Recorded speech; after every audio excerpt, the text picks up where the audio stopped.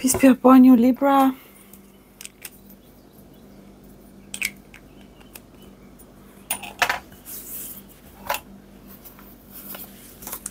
Current energy, someone else.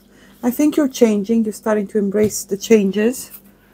And this also means that new people are coming into your energy as we speak. Toxic karmic, and it came reversed. So all the toxic patterns that you may have had, mentality, perspectives, and seem to be shed off.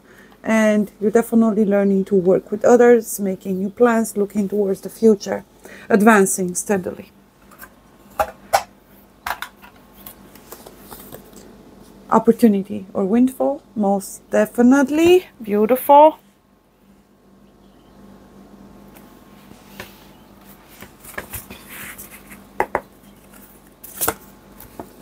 You advance permanently towards new regions of the soul. That's the reminder.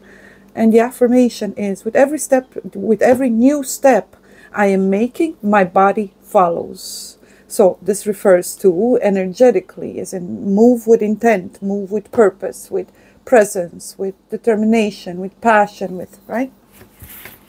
With or by or from that space. Authenticity, truth. Vision, etc., hope. Definitely movement, new step, almost feeling as if you're coming across something. You're gonna have hunches, synchronicities, you're gonna feel guided, spot the opportunities, be quick to determine and make your decisions and choices, and yeah, take your steps. Very spontaneous, intuitive, instinctive. So it seems to be a smooth process unfolding for you, leading towards prosperity and success,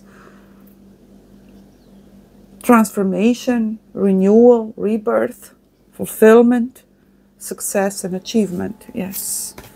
Your energy is settlement. Free. In the live we had 33. There it is. We spoke about numbers being free for our collective, someone in our collective. 33 adding up to a 6. And we're starting off with the same energy. So alignment, temperance, evaluation, some form of a victory. First steps after overcoming a hurdle, a blockage, and the first stage of the next phase of your life.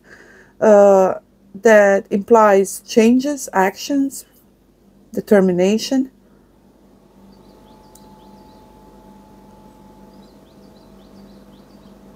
Meeting kindred spirits, yeah. Inner and outer harmony.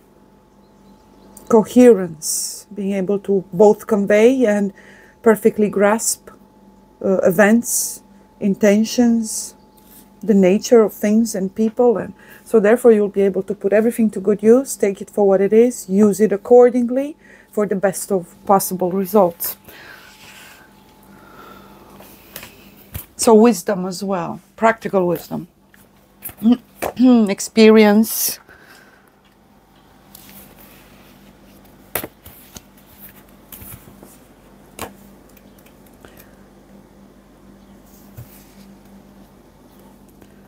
Six, powerful number. There's a harmonizing. Again, it's that first step after some form of a victory.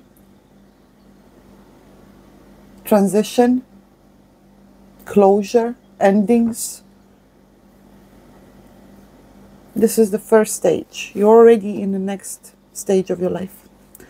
Chimeris, chimeris or chimeres or chimaris has different names. The element is earth. The planet is moon. So new moon energy most likely. The message is peace through strength and armed vigilance. Be prepared to defend what you hold dear. Chimeris is an august warrior, angel who rides a great black steed, and it is said to rule all the spirits of northern Africa. In ancient Egypt, he manifested as the god Horus, who was believed to be reincarnated on earth in each pharaoh. He can inspire men to become great warriors like himself. He also teaches grammar, logic, rhetoric, and other arts of peace and civilization. Finally, he helps uncover hidden treasures, both ideas and objects that have been lost. Hidden, right? Buried as in, but for those who seek, they shall find. If they have the eyes to see. Just a minute, please. Okay, continuing with Mausolea.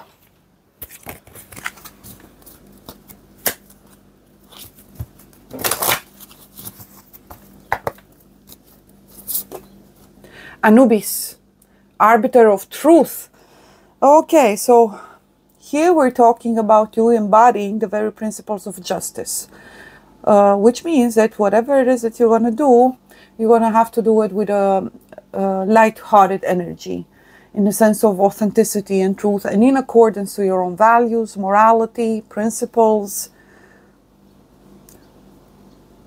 and overall nature. So authenticity is required, because that's what you're going to be judged. Preservation, neutrality, and obligation. Again, this finding the proper balance in between contrasts or opposing ideas, perspectives, options or choices, and even as you're navigating between past and future. Arbiter of truth, speaking of justice, right? Ma'at energy as well. He's the arbiter, goddess being Ma'at, which you're supposed to channel or embody and stay as close as possible to truth, however subjective or uncomfortable, or whichever sacrifice it may require. Anubis, let's read him, let's find him.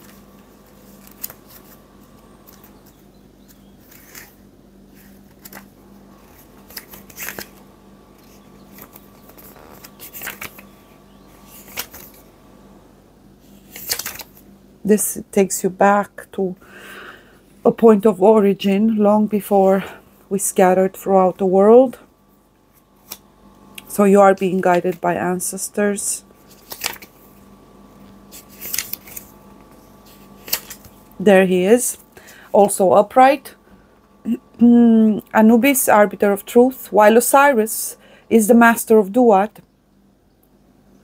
No figure is more associated with its purpose than Anubis. He is the arbiter of the trials, the final judge, and the guardian of sacred tombs.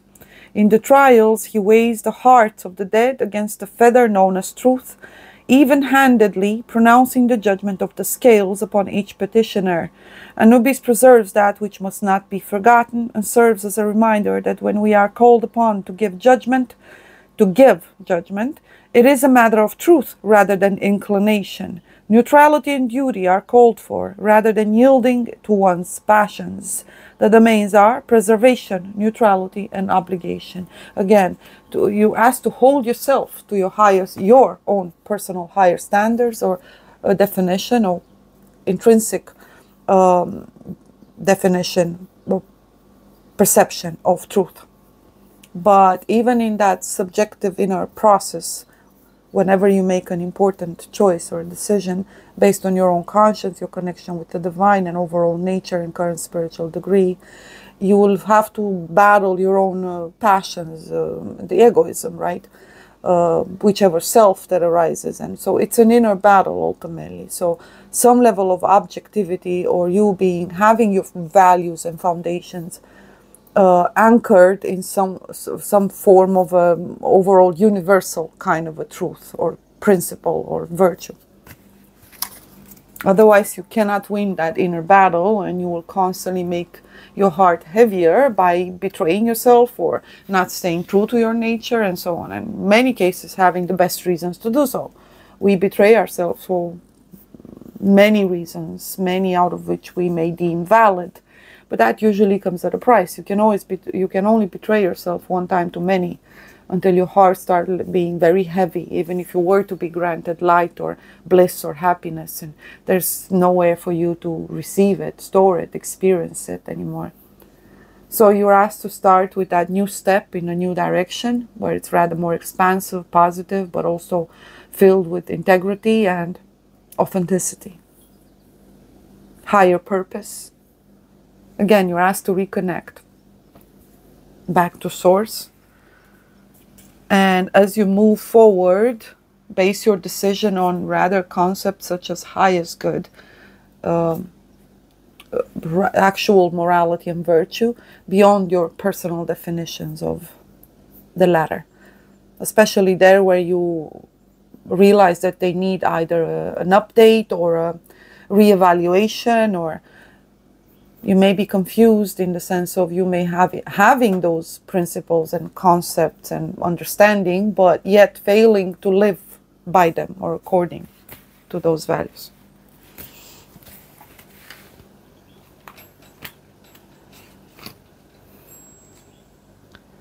Which again, we all fail, but we can only do it so far until we kind of move as if we are moving in, you know, moving sand, and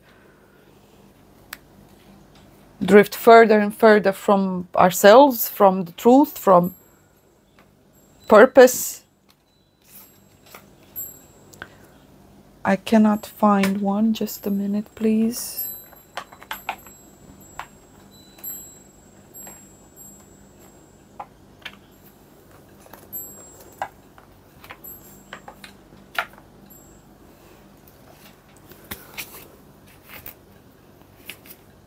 Okay, found it. Emanations.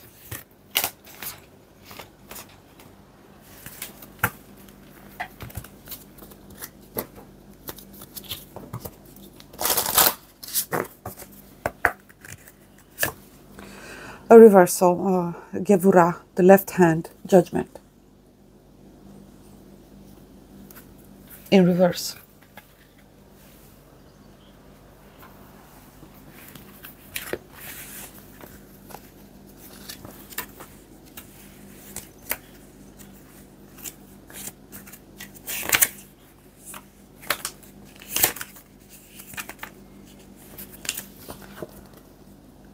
The fifth emanation. So we had 6, as I said. This is your choice to make, your hurdle, your trial, your battle, your decision.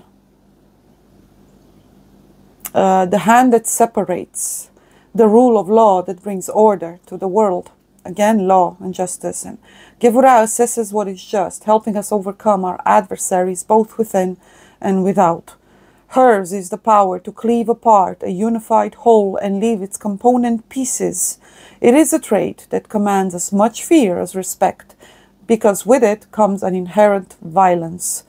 It appears as divisive and it separates us both from what we feel we deserve or need to experience or long for or desire, but it does so with specific purpose, and the purpose is never to harm, but rather to give you the proper circumstances and tools and vision and perspective, whereas you can see every single thing.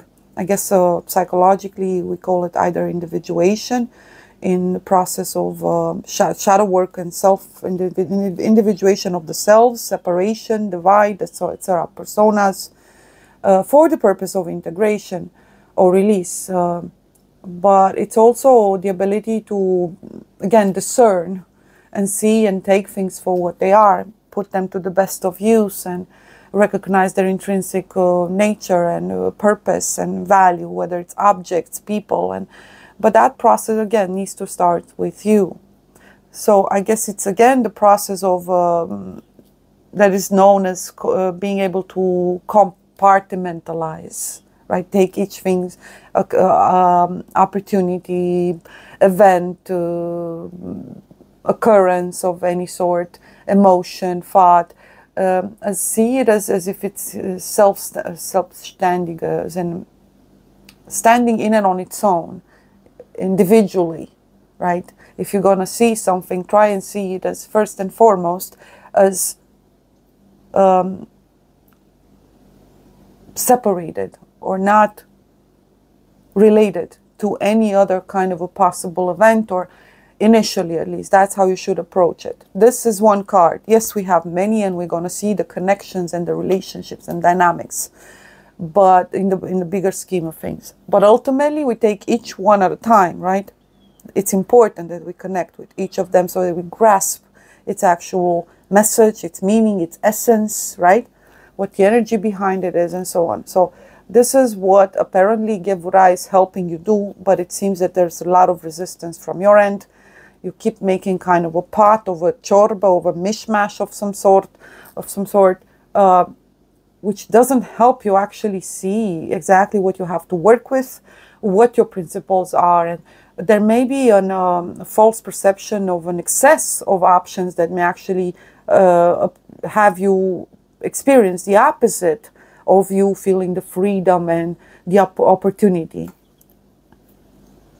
because of you entertaining options that are not really yours or in tune with who you are. And that's why you get confused. You got convinced that maybe you're supposed to do this or see this or be that, or in reality, if you were to genuinely focus on both your intentions, your desires, your fear, your aspirations, your needs, and discerning between them all, to make that, order within, so to speak, then you would be able to see what pieces you have to work with, so you can start composing your own puzzle, your own story, your own. So for you, anything that comes to actually reveal itself as standing there all in on its own, almost is perceived by whichever self as a threat. Because why have this, which appears as so restrictive, and what am I going to do with this? Because you constantly try to associate it with all the other possible options out there. Again, not all of them are yours. So your ability to focus, discern, individualize is extremely important. It's a very intimate and subjective process. It's training, but it's necessary in order to reveal, again, foundations and goals and so on. She does so, she commands as much fear as respect, because with it comes an inherent violence. She does this without enmity, so intention. Her intention is not to harm. It is an act that must be committed to create balance. The red orb exists as a boundary closed to the unworthy. You cannot access it. To you, it's perceived as almost threatening. And in reality, the moment you actually try and connect with it, for the brave, for the daring, for the ready, in this fire, basically, you will see the alchemized passions, the potential that lie in all the other aspects that up until now you may have tried to repress, hide, cover, mislabel or redefine in manners that haven't done you any service, because they strayed from the truth of what they were and what you could have used them for, what you were intended to use them for. So when it comes to perception of yourself, that would automatically influence all the things that you would attempt to either pursue or live or experience, right? All the things you desire. And so if you get back to basics and you see the aspects of you that are rather repressed, that you're most fearful or ashamed over, you gotta go through that process. Whereas, yes, you become your own judge, literally. You take all that specific self out, the wounded, the hurt, the toxic, the dishonest, all of these aspects, you gotta visit them all. The one you repress the most is the one that you should visit the first. Face, literally, right? As an opponent, initially, that's how it appears. That's the dynamics. In order to integrate or release. So, why? Because another self has to arise every time you seek to face a version of you. Another self needs to arise, so you get to know more and more another aspects of the selves, and so that's how you achieve individuation. By being an observer, a judge, a critic, if you want to, and even a challenger of your own various selves, of your own shadow, however that may translate. If it's you're meeting with your inner wounded child, you gotta approach them with mercy and compassion and so on. So then you find that compassionate self within you, your ability to tap rather into that archetypal energy. So you reveal a virtue, which then you can start and cultivate, and automatically will impact tremendously your future choices or perception of connections, of So there's going to be less pain. Where there's less light of understanding, clarity, where there's been some spiritual progress achieved, there's less pain. Not because pain does not exist, but your perception of pain is rather seeing it as a messenger, as a purposeful occurrence, as a warning sign, as an opportunity for correction, right, and so on and so forth. As some form of a justice, something being restored or put back in its place, or in its rightful place, or on its path, and so on and so forth. So you immediately recognize pain as a sign of some form of a corruption or transgression or straying from something, from its intended given purpose or nature, and so on. So the moment you experience pain, you are instinctively reminded of the fact that you are actually being loved in that moment, because you are returned back on your path. Otherwise you will experience the pain of the sensation of failure. That's rather, it's so deep and spiritually, mentally, psychically, and metaphysically.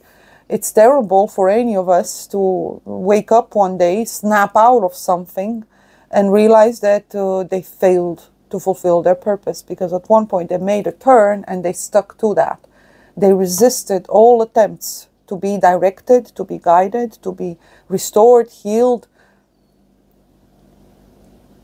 or even empowered in many cases by the trials, through the opportunities that you were given to conquer or experience something that would reveal your purpose to you. If you strayed too much, or refused, or resisted, or then that's kind of where you get more trials and more pain and more. Gevurah's position at the center of its pillar defines that pillar's trait of severity. Her push against Hesed on the opposite side of the tree is met with equal and opposite resistance. Without both of them in equal measure, we have no means of maintaining healthy relationships. We must have judgment to discern what is healthy for us, so that we can bring it into our lives and embrace it. Found in law, bravery, and punishment. So the laws are the laws, the way we navigate and whether we choose to abide by them, and our connection or understanding of the natural laws and divine will and so on. That's on each of us individually. That's on you. But you cannot claim or pretend or expect to experience a life whereas you feel you're being justly treated. So feel in harmony, and unless you are able to become your own judge, or you already have that process of, you know, the Redeemer and the Accuser within you. So you're asked to return and see the powerful process that unfolds every time an option or a choice where you get to exert your free will is presented to you. That's where you get to exert, experience, and reveal your own power, or rather your ability to tap into whatever is granted unto you, which is going to be very specific to you. We all get our set of skills and abilities, and in order for you to fulfill the purpose that you were created to fulfill at this time. So Gevurah is in reverse, the left hand.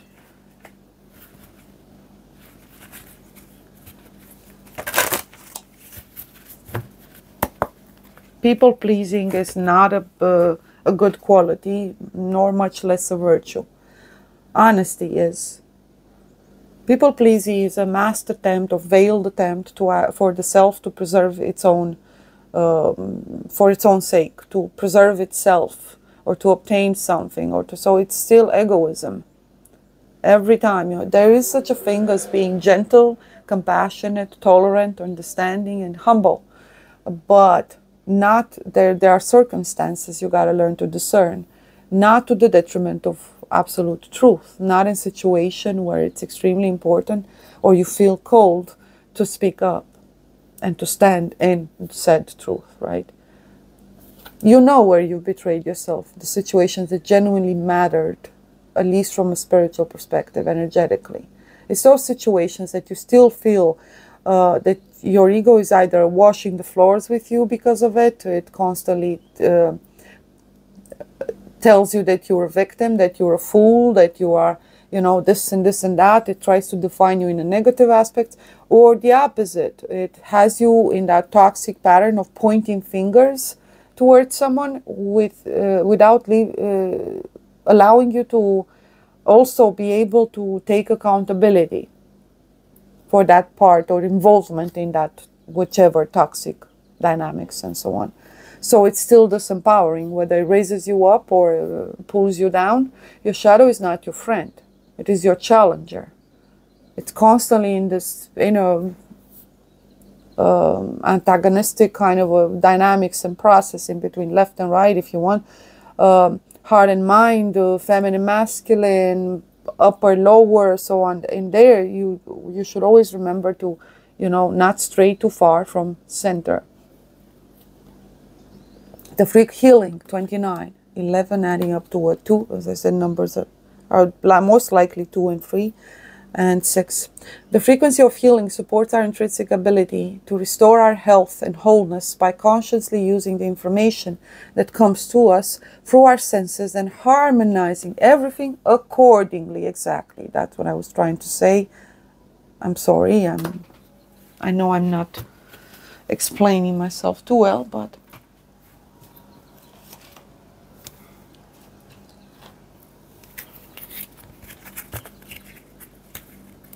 let's look at visions, because many of you will have them, will experience also a weird relationship with time and the sensation of losing control. The key, solutions, yeah, it's right there within reach. Intention, though, and willingness comes with a lot of responsibility. Whenever you're ready, you have everything you need for you to be able to fulfill your purpose. All it takes is a decision.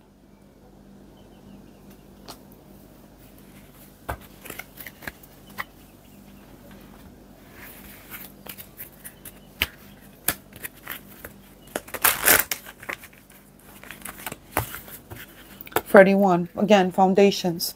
What are your principles? Magician energy, because we had him also at the bottom of the deck. Where did I put you? Here in reverse, the alchemist in reverse. Intention was the problem. You limited or restricted yourself. Either, for example, you wanted to achieve something, but somewhere in there, the motivation or the aspiration was tying in somehow to the material, to the superficial, to the something that's anchored or elevates the lower aspects of you, and it limits and restricts you. And where in reality, your very spirit, your heart, is aiming at something beyond matter, or rather the source of matter, which is usually energy, right? It's spirit, it's spiritual and energetical long before it manifests in the physical. So you are aspiring to higher knowledge, right? Wisdom, truth. Then you cannot pursue paths stemmed or motivated or consumed by energies that rather move you from a place of, for example, materialism, or it's a lot denser and lower in vibration, and it's opposite to what you're supposed to aspire. But if you move from scarcity, from, again, being defined by, you know, status, religion, gender, color of your skin, or whether you do it yourself or someone else does it, it's irrelevant at this point. You are restricting or limiting, or your relationship with yourself is problematic. Am I clear on what my soul really wants? There's your energy right there. Again, I should have just read it instead of blabbering here. Take out the shoulds and the limitations. Get out of your own head and pay attention to your heart's desires instead. The heart knows the way. If you knew it was impossible to fail, what would you do? Wherever you go, go with all of your heart. Today's soul action is ask yourself, what is it that your soul really wants? What does your heart crave? Then take one step in that direction. Again, that one step past the 5. And it speaks of union and support.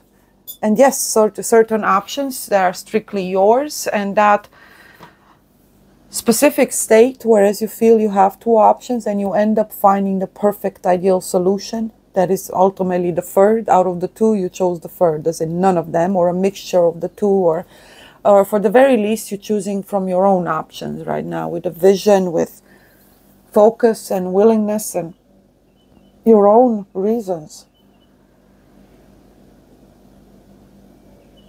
your own inner processes. And you have to be absolutely unconditioned in this process, in this decision that you're making, by nothing else other than your relationship with the divine, with your higher self, with your guides, your ancestors, yourself, whichever, the actual self, centered wise, but also your needs, whether actual needs, and then learn to discern in between desires that have insinuated somehow in there, which you don't actually care about, but they ended up making decisions for you, and therefore leading you far and astray from what you needed to be and experience and achieve, and actual calling and passion and inner fires and force and aspirations and vision, and right. So there's a distinction to be made, even in between desires, and be discerning. And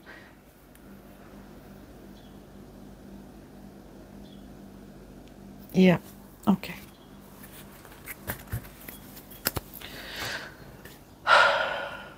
I do feel that every time I try and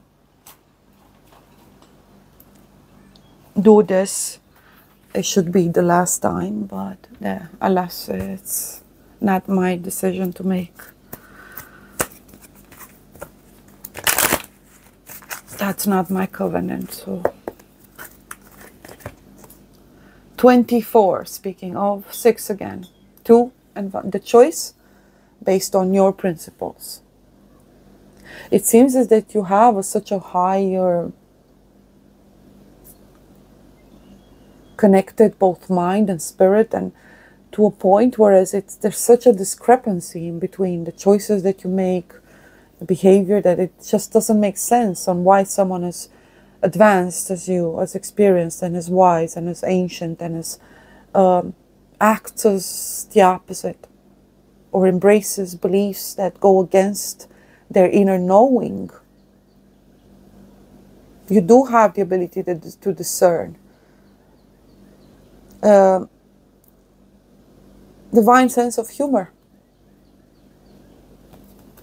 Archangel Raphael. I shall help you as in do the things that actually bring you joy or a sensation of purpose and fulfillment, and they charge you positively, and whatever those things may be.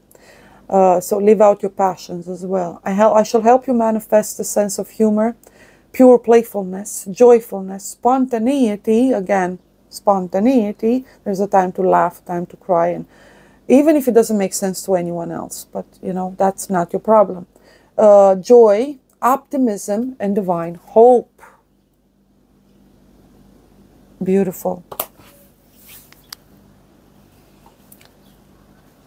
So remove the dark forces that keep you in worry, in the past, in an attempt to constantly lead you in an attempt to control, or a sensation of lack and scarcity and failure, and leave that be, because it constantly leads you to its opposite, because that's a natural dynamics, whereas it has you be willing to believe even the craziest ideas. You lose your ability to discern, you lose your ability to make your own decisions, and that's when we get the phenomena that we get every single day that humanity needs to go through this.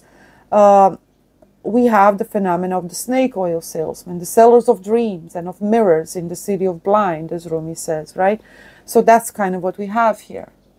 That's why you easily will fall prey to listening to things that otherwise you would never, in under any circumstance, even consider. But from a state of this, in being at the opposite end of complete sensation of complete failure, and then you're able to entertain any possibility, even one that defies logic or your own inner wisdom and knowing, and not because the things that are proposed are untrue per se, But you know that there are conditions and dynamics, and then again, if they were so easy to obtain and anybody can get them, why have they failed to help you or many others that have obtained the same quote-unquote keys, right? The key, the secret. No. To each their own.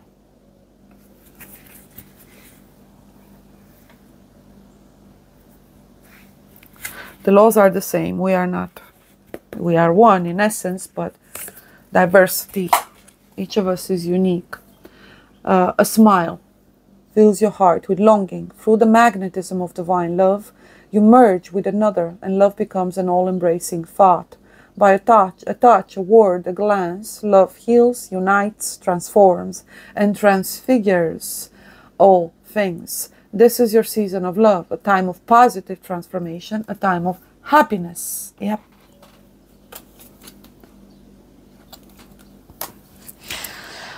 Okay. You have genius here, back to the magician, 7, 7, 7, and forgiveness. And there's also parting of ways with the 3 in reverse over there, but we're not going to go into that. Karma angels.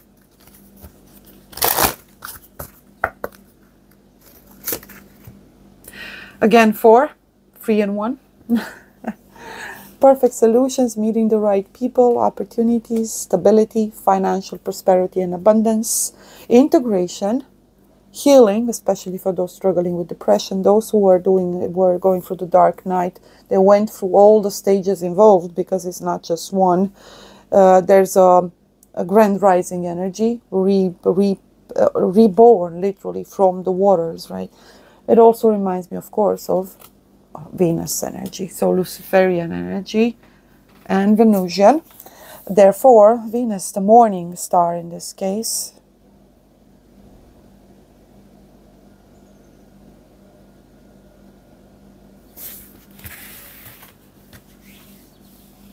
So it speaks of union, again, successful endeavors, especially practically, financially, and stability, a sense of home and belonging and community, finding spiritual family, healing karmic debt on the bloodlines, reconnecting with your ancestors, with source, prosperity, yes, fruitfulness, but also telepathic and psychic abilities, restoration, regeneration, a sensation of prosperity and gratitude, purification and healing, vision and insight,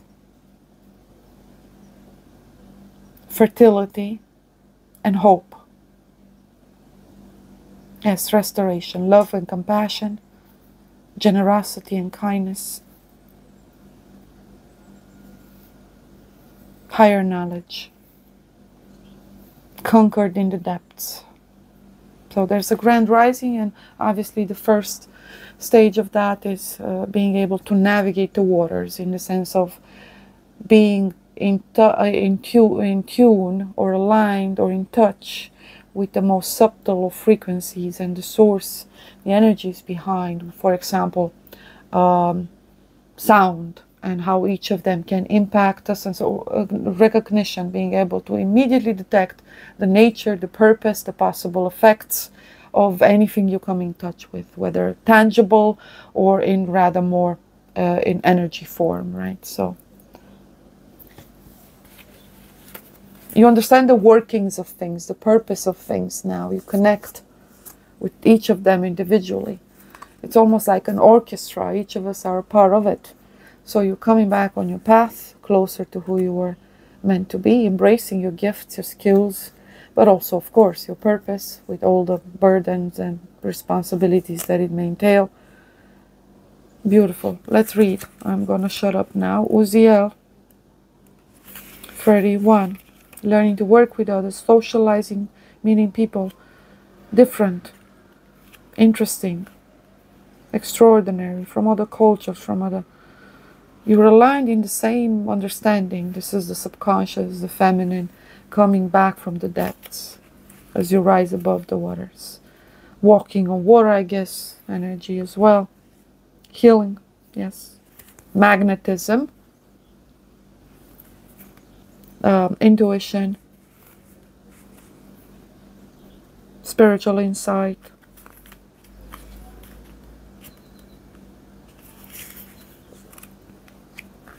Birth, news of birth, and babies and children and pregnancies. And as for the number, it speaks also of marriages, communions, unions, and stability. Also of authority, rising above or over, victorious, renewed and reborn and purified from the trials, from the burdens, from survivor energy as well. Victory. Where are you? There is. Caring, compassion. Whilst the angel's name means God is my strength, the energy of the card is one of powerful compassion. It is the compassion of being strong in yourself and your own purpose. When this card appears, it shows you must care about your own path at this time. Again, I should have just read the card. The challenge is staying true to your own course. The lesson is every man and every woman is a star. I keep trying to say that. Oh, yeah. So don't force relationships or connections, and discover, explore.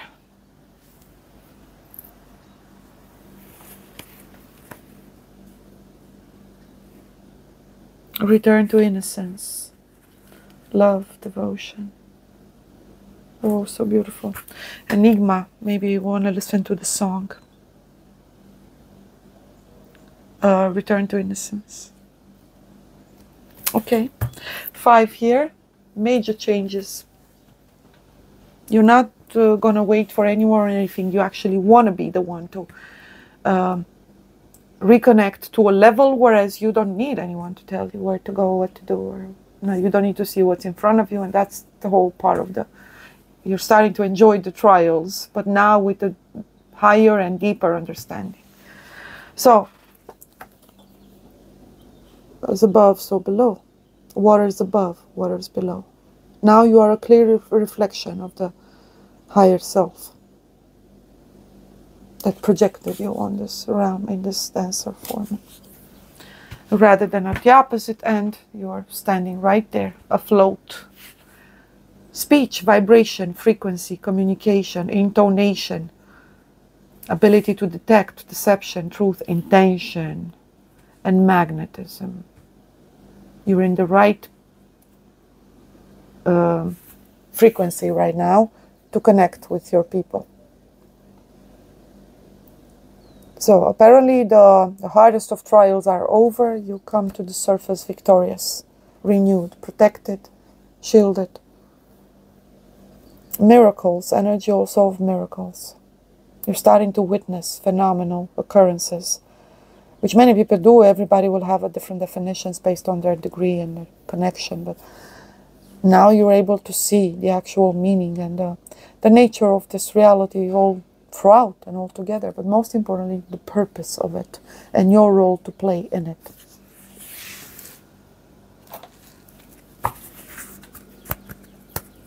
Truth is crazier than fiction. If you're stuck on dogma, or you're imprisoned by a thought, by a desire, by a fear, by you won't be able to tap into the level of nothingness or madness that it's required, because that's how integration actually looks like initially. You have all the selves scattered there.